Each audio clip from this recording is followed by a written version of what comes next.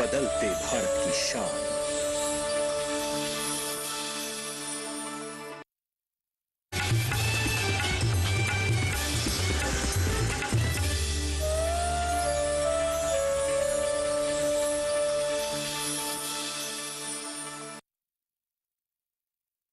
आप देख रहे होंगे कि दिल्ली से स्टूडियो से निकलकर हम गांव के बीच क्या कर रहे हैं।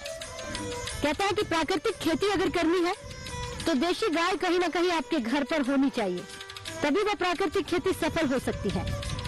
नमस्कार, बहुत स्वागत। डीडी किसान देख रहा है, मैं हूं आपके साथ राधिका चौधरी। प्राकृतिक खेती और राष्ट्रीय गोकुल मिशन योजना, ये दोनों एक है। इसलिए एक हो जाती है कि अगर आपको प्राकृतिक खेती करना है तो गाय को पालना होगा। और आज राजस्थान में जिला नागौर गांव टोरडा में मौजूद हूँ। इस गांव में चारों ओर आप गायों को देखकर अंदाजा लगाएं कि किस तरह से राष्ट्रीय गोकुल मिशन योजना से हमारा किसान जुड़ रहा है। क्योंकि हमारी मिट्टी जो है वो खराब हो चुकी है। मिट्टी सांस लेती है, उसे जिंदा रखने के लिए देसी खाद की जरूरत है, और वो देसी खाद हमारी देसी गायों से ही आपको मिल सकती है। ये फैसला पूर्णमल जी हमारे साथ है, इन्होंने लिया और इन्होंने ऐसा किया कि हमें इतनी तो करनी है, लेकिन देसी गायों के दूध को अगर हम बच्चों को पिलाते हैं तो कहीं ना कहीं कितनी बीमारियों से हम बच्चों को बचा सकते हैं। चर्चा करेंगे पूर्णमल जी के साथ चौपाल चर्चा में चलकर। आप हमें लेकर चलिएगा कि आज हमारा किसान जो है वो क्या कहता है कि राष्ट्रीय गोकुल मिशन योजना से जुड़कर। चलिए।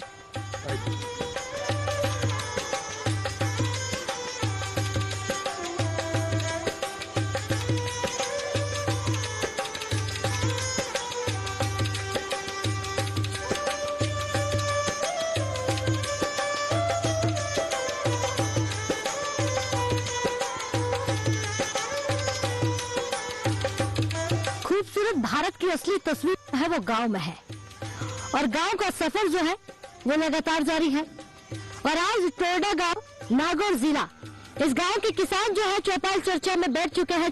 चर्चा जो हमारी वो है तैयार हो चुकी है। जोरदार ताली अपने आपके लिए। बहुत स्वागत डीडी किसान आपका कर रहा है।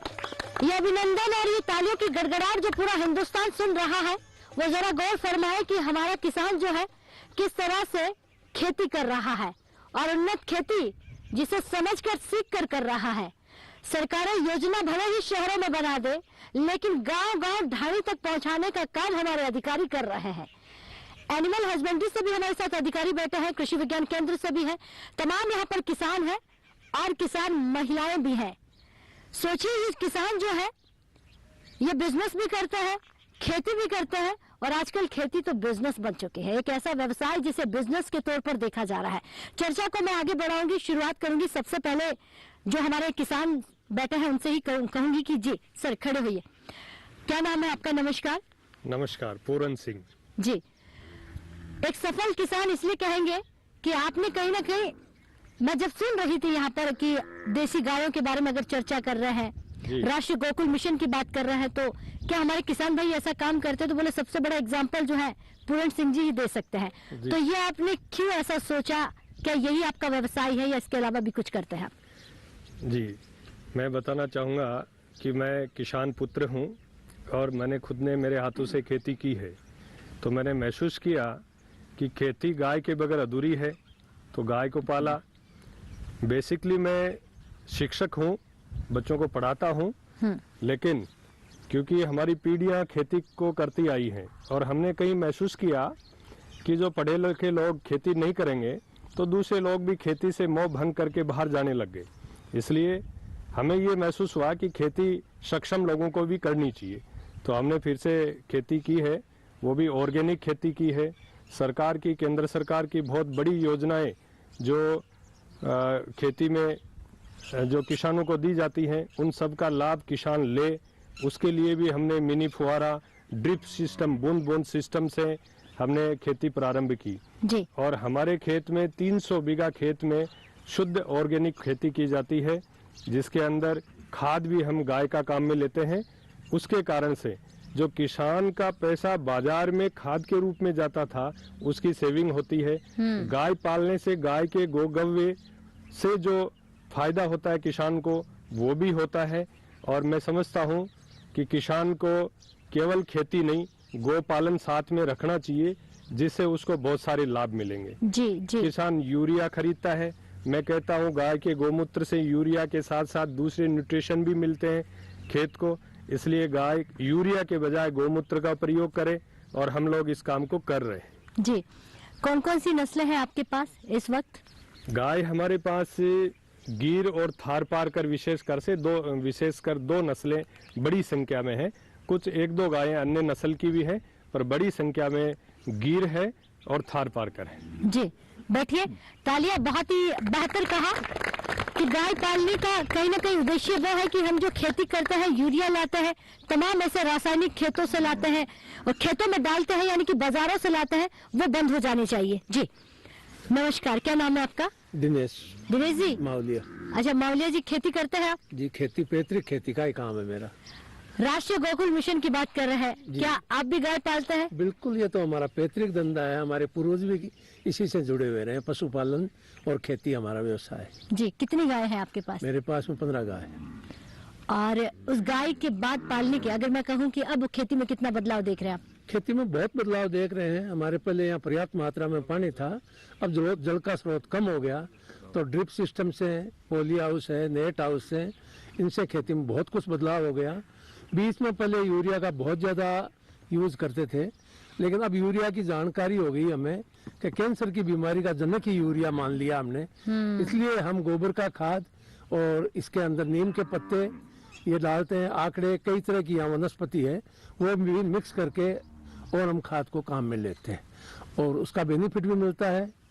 और जो गाय है देसी, इसको तो हम तो गौ माता ही कहते हैं, और पूर्वज भी हमारे कहते आए हैं, और ऐसा मानना है कि गाय की देह में 36 करोड़ देवी देवता विराजमान होते हैं जी। और इसका गोबर, गोमूत्र, घी, सब चीज, दूध, और प्राय हम राजस्थान में रहते हैं, हमारे यहाँ बाजरा का मुख्य खान है, और बाजरा एक ऐसी चीज है जो सब्जी के साथ नहीं चलता है। बाजरा खाने के लिए हमें दही भी चाहिए, दूध भी चाहिए और छाछ भी चाहिए। तो ये हमारा पहले से ही खान पान है। अब कुछ टाइम में गेहूं भी लेते हैं काम में, लेकिन मूंग की दाल, हमारे यहाँ मूंग बहुत होता है, और मूंग में बोलते हैं विटामिन सारे ही पाए जाते हैं। तो बाजरा और दाल मिल जाए और दही छाछ और ये मिल जाए तो क्या चाहिए फिर? बहुत अच्छा है जी। और गोपालन व्यवसाय थोड़ा पिछड़ा, ये आधुनिकरण हो गया मशीनरी आने से, वरना मैंने तो बैलों से हल चलाया है, ऊँट से हल चलाया है, ऊँटनी का दूध निकाल के हमने पिया है। ऊँट की प्रजाति भी लगभग खत्म होने के कगार पे हो रही है। ऊँटनी का दूध ऐसा मानते हैं, हमारी देसी भाषा में पातर बोलते थे, और डॉक्टर वगैरह लीवर बोलते हैं उसको, जिसका लीवर खराब हो जाता है, उसको अगर ऊँटनी का दूध मिल जाए तो उससे बेहतर कोई दवाई नहीं हो सकती। और ऊँटनी प्राय 24 घंटे में 5 टाइम दूध दे देती है। दूध उत्पादन बहुत होता है ऊँटनी का, लेकिन ये लुप्त होती जा रही है। ठीक है। जब बैल से हल चलाते थे, उनके गले में घुघरू बजते थे, तो क्या मजा आता था, आनंद होता था, लेकिन वो आनंद आधुनिकरण में, क्या बात है, लुप्त हो गया। बैठिए, आनंद की अनुभूति जो है हमारे किसान भाई करवा रहे हैं, और एक ऐसी खेती जो पुराने जमाने में की जाती है, धीरे धीरे वो लुप्त होती जा रही थी। एक्सपर्ट्स भी हमारे साथ। जी सर, नमस्कार, खड़े होइए। क्या नाम है आपका? नमस्कार, डॉक्टर गोविंद राम चौधरी हैं, मैं डिप्टी डायरेक्टर हूँ यहाँ पर कोसा यूनिवर्सिटी पशुपालन विभाग में। जी, राष्ट्रीय गोकुल मिशन योजना जी, क्यों इसको शुरू करना पड़ा? क्या किसान भाई इसे अपना पा रहा है? क्या उनको फायदा हो रहा है? बिल्कुल बिल्कुल। इस राष्ट्रीय गोकुल मिशन, आपको बताऊं मैडम, ये 22 अगस्त 2014 को स्टार्ट हुई थी। माननीय गिरिराज सिंह जी उस टाइम मत्स्य और एग्रीकल्चर और एनवायरमेंटल डिपार्टमेंट के वो मंत्री थे, केंद्रीय मंत्री थे। उस टाइम ये स्टार्ट हुई थी। एक्चुअली हुआ क्या मैडम कि पहले क्रॉस ब्रीड वगैरह एनिमल्स बहुत ज्यादा हो गई प्रोडक्शन बढ़ाने के हिसाब से, तो उससे साइंटिफिकली कुछ प्रॉब्लम्स क्रिएट होने लग गई थी। तो ये पब्लिक की भी डिमांड थी, और हमारे जो डॉक्टर्स वगैरह हैं उनकी भी ये इच्छा थी कि वे अपनी इंडिजिनस ब्रीड को ज़्यादा बढ़ावा दिया जाए, इंडिजिनस ब्रीड को प्रमोट किया जाए, इंडिजिनस ब्रीड को रेयर किया जाए। और इसलिए ये राष्ट्रीय गोकुल मिशन जो 2014 में स्टार्ट किया, इसका मेन जो मोटो था, मेन जो इसका उद्देश्य यही है कि अपनी देसी जो नस्ल है, स्पेशली जो 6-7 ब्रीड जो अपने राजस्थान की है, ऑल ओवर इंडिया 27 ब्रीड्स है देसी, जो बहुत अच्छी नस्लें हैं। इनकी प्रोडक्टिविटी इनकी बढ़ाई जाए, इनकी इनब्रीडिंग करके इनका प्रोडक्शन बढ़ाया जाए, इनकी नस्ल सुधार इनका किया जाए, तो अपनी जो बाहर की क्रॉस ब्रीड्स हैं, हॉल्स्टीन है, जर्सी है, उनसे कहीं ज़्यादा ये बेटर है। इनका गोबर है, इनका गोमूत्र है, और ये जो अपने एग्रीकल्चर के लिए जो अपने बेटर प्रोडक्शन के लिए जो पहले अपने इंसेक्टिसाइड पेस्टिसाइड से जो किसान भाई काम लेते थे, उनको अलग करने के लिए, जिनसे बहुत सारी बीमारियां होती थी, उनको अलग करने के लिए ये जो गोकुल मिशन से जो अपनी देसी नस्ल है उसको सुधार करके, इनका प्रोडक्शन करके, इनको बढ़ावा देकर, और ये अपने जो गोबर और गोमूत्र अपने काम लें, तो उनसे प्रोडक्टिविटी बढ़ेगी, क्वालिटी बहुत अच्छी होगी। ऐसे सोच करके आप तो किसानों के बीच जाते होंगे?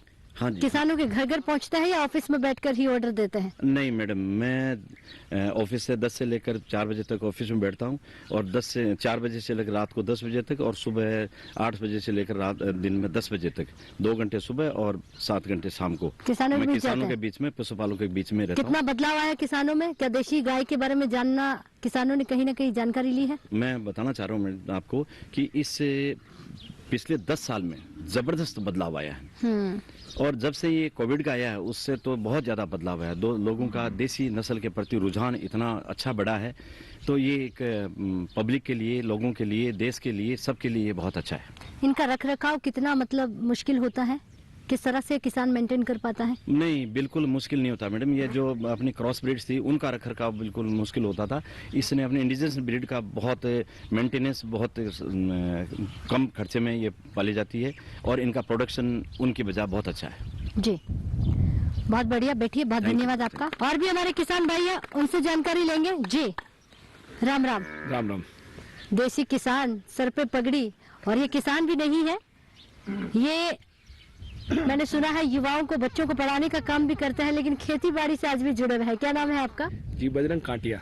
जी, बजरंग जी, बात राष्ट्रीय गोकुल मिशन की कर रहे हैं जी। क्या जानकारी रखते हैं? आपने गाय पाली कि नहीं पाली?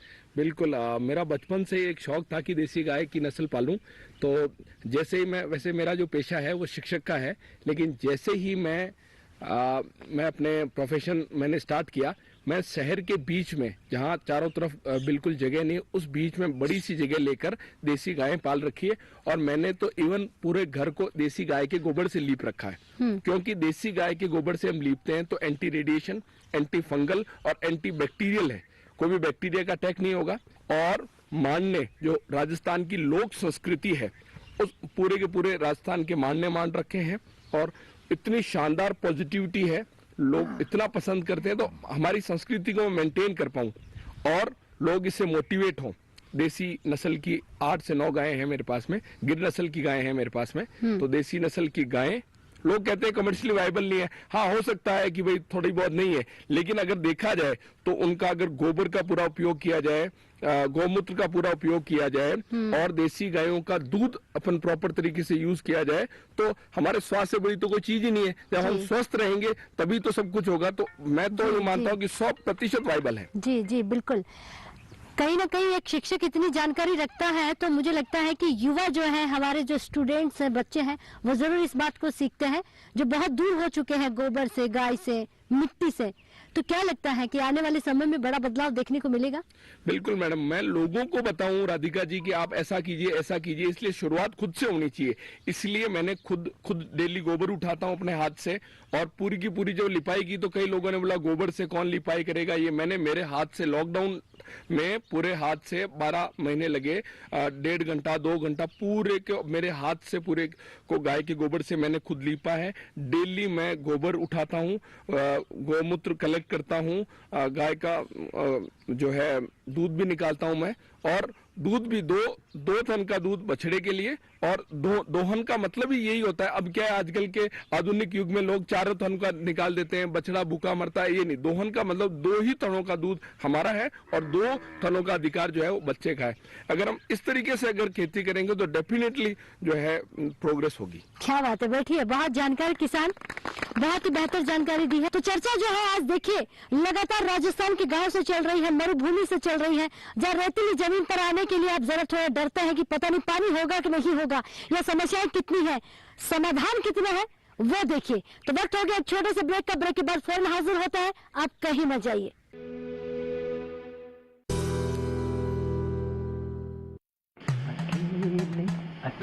अरे वाह भैया, अकेले अकेले। अरे तू भी ले, पर खाएगा कैसे? मैं ऑर्गेनिक खेती की बात कर रहा रे बेटे। अकेले अकेले खेती कब तक करेगा? मतलब गांव में 20-25 किसानों का समूह बना के पंजीकरण करवा ले, फिर सरकारी ट्रेनिंग भी मिलेगी और मुफ्त जैविक बीज खाद भी। फिर पीजीएस ऑर्गेनिक की सरकारी मोहर के साथ तेरी उपज आकर्षक पैक में पहुंचेगी बड़े बाजार तक। अच्छा। हाँ, अरे भाई कहाँ चल दिया? सबको साथ लाने, आमदनी बढ़ाने। तो किसान भाई समझ गए ना? साथ मिलकर ऑर्गेनिक खेती कीजिए, अपनी परंपरा को आगे बढ़ाइए, ज्यादा मुनाफा कमाइए। माटी से प्रेम की परंपरा है परंपरागत खेती।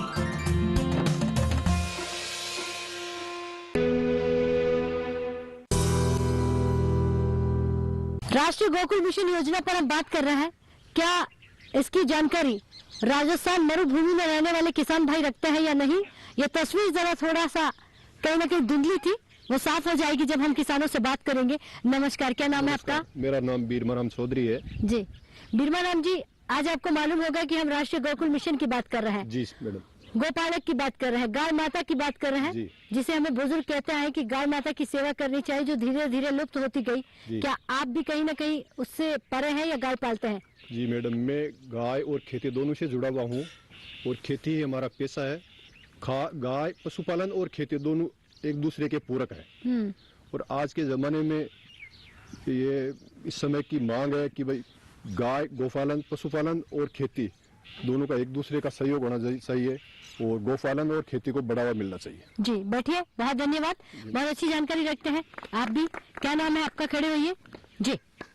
राम कुमार सिंह कुलरी। राम कुमार जी, कहाँ के रहने वाले आप? मैं झुंझुनू डिस्ट्रिक्ट से आता हूँ जी। पैसे से मैं शिक्षक हूँ। मैं गो पालन तो नहीं किया, लेकिन गो पालन, गो से बनी हुई जो चीज़ें हैं, जो पंचगव्य जिसको कहा जाता है, उन सब का यूज़ करता हूँ। मैं खेती करता हूँ, 35 सालों से इलेक्ट्रीफाइड है। लगभग 6 या 7 वर्षों से, पहले हम यूरिया का उपयोग करते थे, लेकिन 6-7 सालों से हम गोबर, गाय के गोबर का उपयोग करते हैं।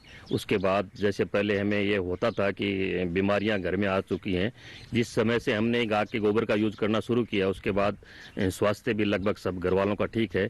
और सब्जियां वगैरह भी मैं उगाता हूँ, उसमें गाय के गोबर का प्रयोग किया जाता है। तो मैं तो कहता हूँ कि गोपालन करना चाहिए और गोपालन करने से हमारी गायों की सेवा भी होगी। क्या बात है, बहुत ही बेहतर आपने कहा।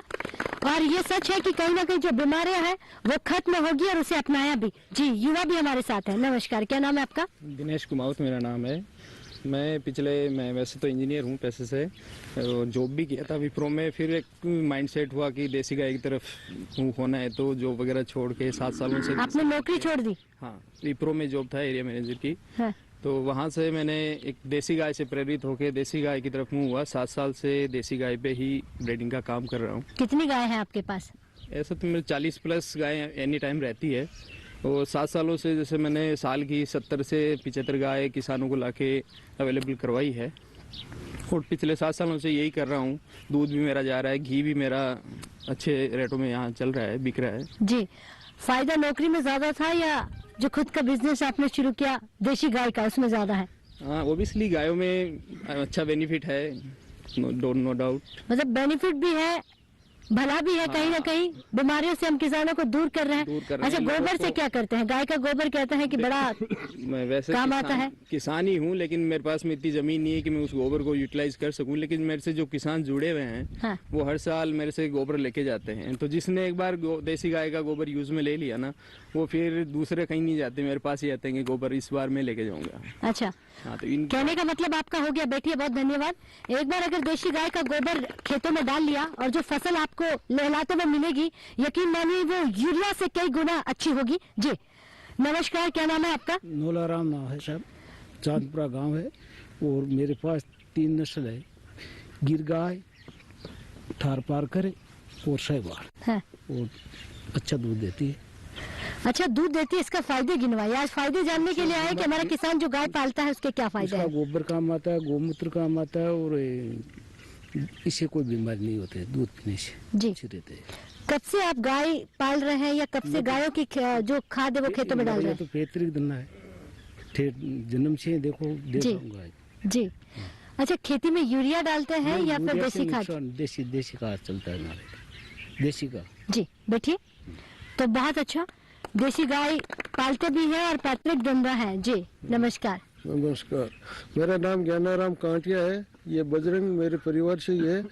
गांव में हमारे 300 बीघा जमीन है और कम से कम 30 प्लस गायें रखते हैं और गायों का घी दूध घर में काम में लेते हैं और जो खाद और ये होती है वो खेतों में काम में लेते हैं। बीच में हमारे थोड़ा गायें कम कर दी थी तो ये यूरिया वगैरह काम में लेने लगे, तो पैदावार जो प्रति बीघा 15 मन होती थी वो 10 मन पे आ गई थी। तो फिर हमने 5-4 साल पहले ही वापस गायें रखना शुरू कर दिया। क्या बात है, बैठिए। तो अगर एक किसान दूसरे किसान की मदद कर दे और पारिवारिक किसान हो, यही तो कहीं ना कहीं राजस्थान की एकता है, सद्भावना होती है कि दूसरे किसान का भी भला होना चाहिए। जी क्या नाम है आपका? मेरा नाम रामकरण महिला।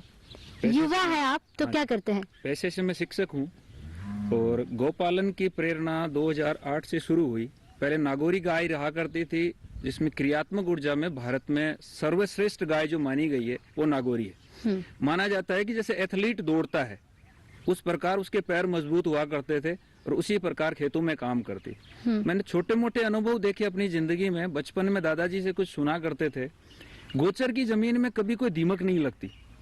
तो पढ़ा तो ये एनालिसिस हुआ, जाना कि उसके खुर में बताया जाता है कि नाग का वास होता है। जहाँ पैर पड़ता है बैल का वहाँ किसी प्रकार का कोई कीड़ा पैदा नहीं होता जमीन में, इसीलिए बुजुर्ग फर्टिलाइजर का उपयोग नहीं करते थे। ये अनुभव एक चीज का रहा। दूसरा, अगर किसी व्यक्ति को किसी प्रकार की प्रॉब्लम है, जैसे गैस्ट्रिक की है या बीपी की है, वो गोमूत्र का नियंत्रण प्रयोग करता है ना, तो उससे वो निजात पा सकता है। अर्थराइटिस जैसी बीमारी जो मेरी मम्मी को स्टार्ट हुई, मैंने उन पे भी ये अनुभव किया कि अगर आप गाय का दूध और दही और घी खाते हो तो काफी हद तक आपको उससे निजात मिलती है। जी। जैसे ब्लैक सीड गेहूं के बारे में किसी ने नहीं सुना, मैंने पिछले 3 साल से काले गेहूं उगाने शुरू किए। माना जाता है शुगर पेशेंट के लिए बहुत अच्छी दवा के रूप में काम में आता है।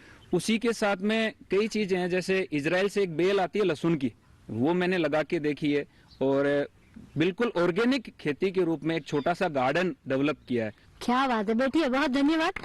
बहुत बेहतर जानकारी आप रखते हैं और कई ऐसी जानकारी जो आपने पहले खुद पर आजमाया, चाहे वो अपनी माताजी पर हो। जी नमस्कार, क्या नाम है? नमस्कार, मेरा नाम रामेश लाल कुमावत है। कुमावत जी खेती करते हैं? हाँ जी। फायदा है कि नहीं है? है। कैसे है? खाद कौन सी डालते हैं? खाद गोबर डालते हैं गऊ का। यानी कि पैसा बच जाता है जहर लाने वाला? हाँ जी बचता है और बीमारियां भी काफी दूर होती है। ठीक है, बैठिए। यहाँ हर किसान एक एक्सपर्ट है, वैज्ञानिक है, जानकार है। थोड़ी बहुत जानकारी मिल जाए तो बेहतर है, लेकिन मुझे तो लगता है कि वैज्ञानिक खुद जाकर किसानों से पूछते होंगे कि बताइए क्या नई जानकारी आपसे मिल सकती है। जी नमस्कार, क्या नाम है आपका? मेरा नाम भवनलाल बिजारनिया है। भवनलाल जी खेती करते कि नहीं करते? बिल्कुल खेती करते हैं। कहते हैं खेती घाटे का सौदा है, क्या ऐसा लगता है? नहीं, घाटे का तो सौदा नहीं है, फायदे का सौदा जरूर है। आप कैसे मानते हैं? मैं इसलिए मानता हूँ कि जो भारत देश है इसके अंदर जो भी फौजी हैं या जो भी जो कर्मठ जो जहाँ काम करने की जगह है वो ये खेती और किसान हैं उन्हीं के पास है। आप गाय पालते हैं? हम गाय पालते हैं, हमारे पास में छोटी मोटी 67-68 गाय है। क्या बात है, 70 के आसपास का आंकड़ा है। हाँ। इसका खर्चा काफी बैठ जाता है, तो कैसे आप इस खर्चे की पूर्ति करते हैं? वो हम जोड़ बाकी नहीं लगाते हैं। अगर जोड़ बाकी लगाएंगे तो गायें रहेगी नहीं, पलेगी नहीं। हमारा एक ही सुना हुआ है कि गाय के गोबर में, गाय के पूंछ में लक्ष्मी का वासा है। जी। और लक्ष्मी से सारा सब कुछ होता है। जी। और उन 70 गायों की जो गोबर है, दूध है, जो दही है, क्या उसको मार्केट में लेके जाते हैं? क्योंकि इतना बड़ा परिवार तो होगा नहीं। नहीं, परिवार भी है। दूसरा जो हमारे मिलने वाले हैं या हमारे जो जैसे यहाँ के अच्छे लोग हैं शहर के, वो ऑटोमेटिक यहाँ से हमारे फार्म से आके ले जाते हैं। और रेट भी वो पूछते नहीं है, रेट हम बताते हैं उनको कि जैसे 60 रुपया, 70 रुपया, 80 रुपया, वो तो कहते हैं मालदेव में। जी। घी की कोई रेट नहीं होती है। जी जी। तो वो जो जागरूक है, जानकार है, वो इन चीजों को सबको लेके जाते हैं। बैठिए, बहुत ही अच्छा कहा। लगातार चर्चा जो है ये हो रही थी कि राष्ट्रीय गोकुल मिशन योजना के तहत किसान जुड़ रहा है या नहीं। या तो हमारे किसान ऐसे हैं जिन्हें योजना से कोई फर्क नहीं पड़ता, वो गाय पालता भी है, फायदे भी जान रहा है और कहीं न कहीं उन फायदों के बारे में गिनवाते हुए पूरे हिंदुस्तान को एक आवाज दे रहा है। अगर आपको बीमारियों से बचना है, कोरोना जैसी बीमारियों से छुटकारा पाना है तो देशी खान पान को अपनाइए। थोड़ा किसानों का भला चाहते हैं तो भाव बढ़ा दीजिए और किसान उन्नत खेती करेगा। देखिए, एक भी किसान आपको ऐसा नहीं मिलेगा जो ये कहता है कि यूरिया डालते हैं। ये किसान कहता है कि अगर 70, 80, 100 गाय पालते हैं तो उस खाद का क्या करेंगे हम। वो हमारे खेतों में जाती हैं, वो देशी खेती करते हैं, वो अनाज बोते हैं जिस अनाज में शुद्धता भरी हुई है। तो चर्चा को यही खत्म करेंगे लेकिन रुकेंगे नहीं। राजस्थान के किसी एक और गाँव में जाएंगे, उस गाँव में पहुँच बात करेंगे राष्ट्रीय गोकुल मिशन योजना की। क्या उस गाँव वासी भी गाय पालते हैं, और अगर गाय पालते हैं तो उसके फायदे जानते हैं या नहीं। तब तक के लिए नमस्कार।